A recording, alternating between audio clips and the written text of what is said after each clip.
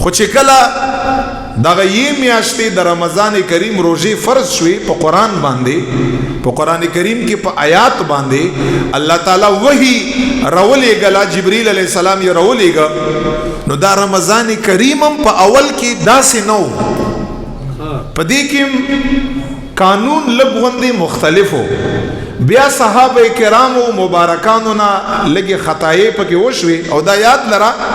د لویو خلقو خطایي دا زما او تا دپاره رحمتي. یو لوی سړی هغه خطا شي، مقصد دا یي چې خدای پاک جل جلاله زما او تا دپاره څه مهرباني کا. نو صحابه کرام خطا شو، بازي تفاسیر لیکلی دي هغې نه امت دپاره یو لویه مهرباني او د الله کرم او رحمت ترې نه جوړ شو. ټول عمر صحابه کرامو نه مبارکانو نه امت ته خیر ملاو دی، که هغوی سیده کار دی په هغې کې هم خیر دی، او که هغوی نه لږه غوندې په تقاضی بشر خطایي شوې ده په هغې کې هم امت دپاره خیر دی. نو چې ابتدا چې کله دا میاشت لازم شوه هغه څنګه وه صاحبانو؟ دا ټول د الله نعمتونه دي، دا داسې نه وه دا څنګه چې اوس اسانه ده. دوه تبدیلی پکې بیا نورې هم رالې. اول نمبر داسې وه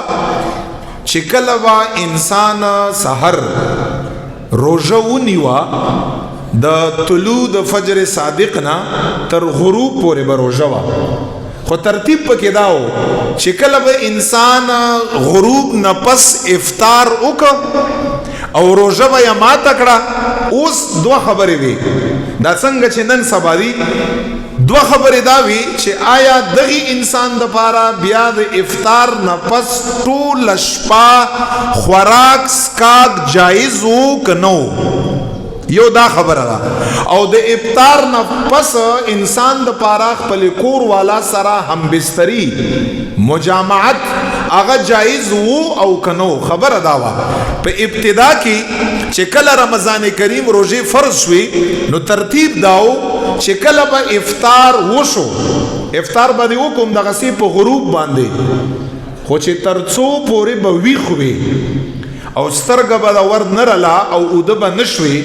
نو ستا دپاره به خوراک هم جایز و او ستا دپاره به څښاک هم جایز و او ستا دپاره به خپل کور والا سره همبستري هم جایز وه. خو که داسې به وشو چې افطار نه پس به خلک ستړي وو، د هغه زمانې صحابه کرام مبارکان به کیتې باړۍ به یې کړې، ذمېدار به وو، ډېر مشقت والا کار به یې که، سحر به ستړي وو دغه پکي په ګرمۍ کې، او دا سهولتونه او لیټونه او رڼاګانې او ګرمې او یخې اوبه او دا یو شی د دې تصور هم نه و، ډېر مشکلات به وو. نو بعضې کسان به څو ستړي ستومانه خپل د فصل او د کیت او د پټي نه براله کاشتکار به وو، او چې څنګه به کور والا ته به وي چې روټۍ تیاره کړه افطار ټیم هغه موجود دی، نو چې څنګه به افطار وشو اذان به وشو نو په روټۍ تیارولو کې به لږ ټیم لګېده، هسې به یو صحابي سترګې ورلې اوده به شو. نو چې اوده به شو او څنګه به کور والا را کېناوه، نو حدیث الفاظ دا دي چې کور والا به دا الفاظ ورته ووایي ویحکه، افسوس ته یې پتا باندې نو چې اوده شوې. نو چې اوده به شو رمضان کریم روژه به بیا شروع شوه،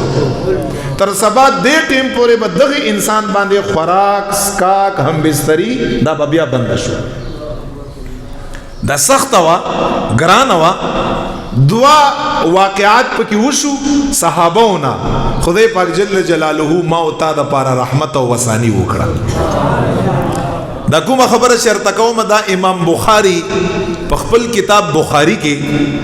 احل لكم ليلة الصيام الرفث إلى نسائكم هن لباس لكم وأنتم لباس لهن. الله ورته فرمای علم الله أنكم كنتم تختانون أنفسكم،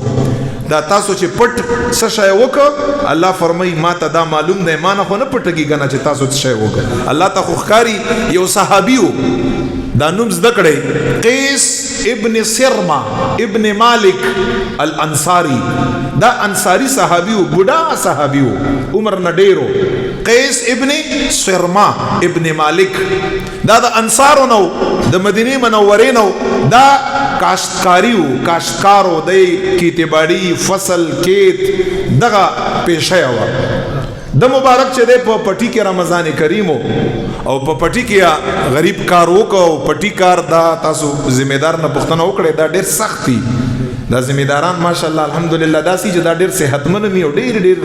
عمرونه یې ځکه چې ټول عمر نه دوی دا د مشقت والا کارونه کاو انسان صحت ور سره برابر نن سبا خو ارڅ بس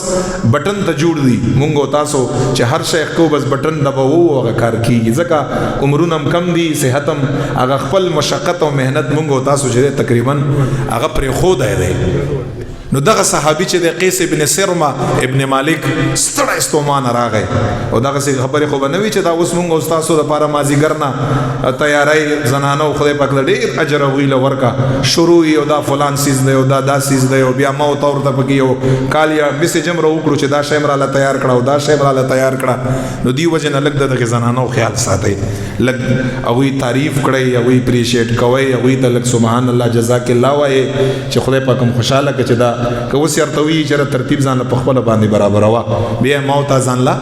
نشو برابر ول او په شریعت کې مونږ په زنانو باندې ور په سپیکر دا خبره کړم دا حق زمونږ په نشتا چې مونږ له افطاري تیاری خپل ځان لا تیار وا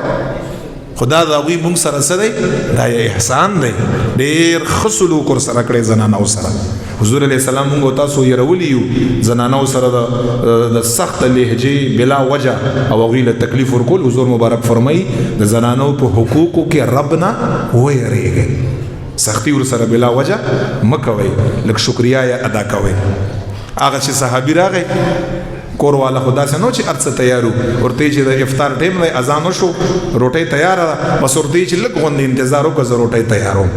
هغه غریب لاړه روټي پسې مشکلات وو تکلیفونه وو دلته قیس ابن سرمه ابن مالک سترګې ورلې بیا ودش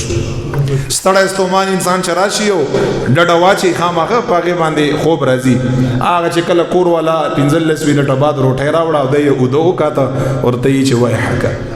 افسوس ته پتا باندې چې زما دغه خوراک نه شوي او د شوي بس دا هغه چې راکینا و هغه روزه شو بیا دا په ابتدا کې داسې ترتیبو دا خو رحمت عالم صلی الله علیه وسلم په خاطر او د صحابه په خاطر قسم دې مونږ رب متعال ډیر اسانتیا پیدا کړي او ډیر مشکلات تیر کړي د مبارک شو بیا روزه شو چې کله شپته رشوه بس ود شنو حکمو چې شپته رشوه او سحر شو او دې بیا پټی لاړ او کار یې ک نو طبیعت یې خراب شو دومره لوګه دومره مشقت او داسې خوراکونه به هم نه چې سړی به په مړه خېټه باندې به خوراک که خوشو یو څو کجور یو څو نوړی به وي دی صحابه کرام تر راتاو شو او روچت یې کو سنبال یې کو حضور علیہ السلام مبارک ته خبره ورسېده حضور علیہ السلام فرمایي څه شو ورته فرمایي قربان یا رسول الله صلی الله علیه وسلم قیس ابن سرمه ابن مالک دغه سی بیګا او د شوایو خوراک یې ونک بیا یې روزه شو نن په خپل پټی کې کار او غریب د لوګي او داغه د سره پرې و حضور علیہ السلام ته فرمایي حضور علیہ السلام ورته فرمایي ان شاء الله الله بخیر کا اوس د فی الحال ریسټو کا آرام دو کا سنبالیه کوي څنګه چې حضور علیہ الصلوۃ والسلام ته دا خبره وشوه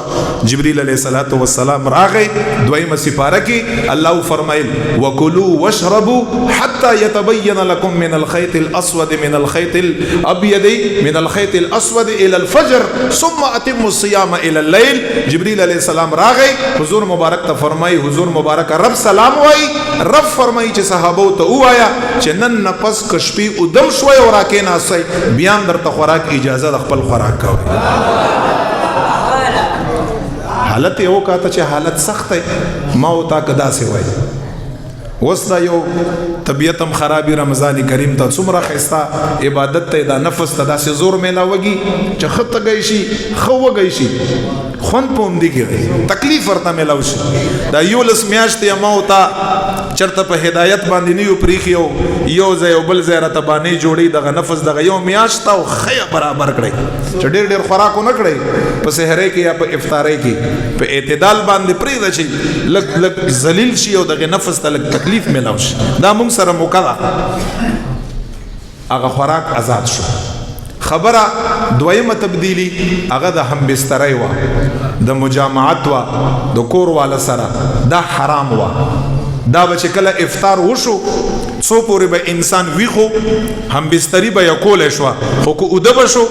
بیا حرام شو تر سبا بیا افطار پورې دام یو تر خوراک خو آزاد شو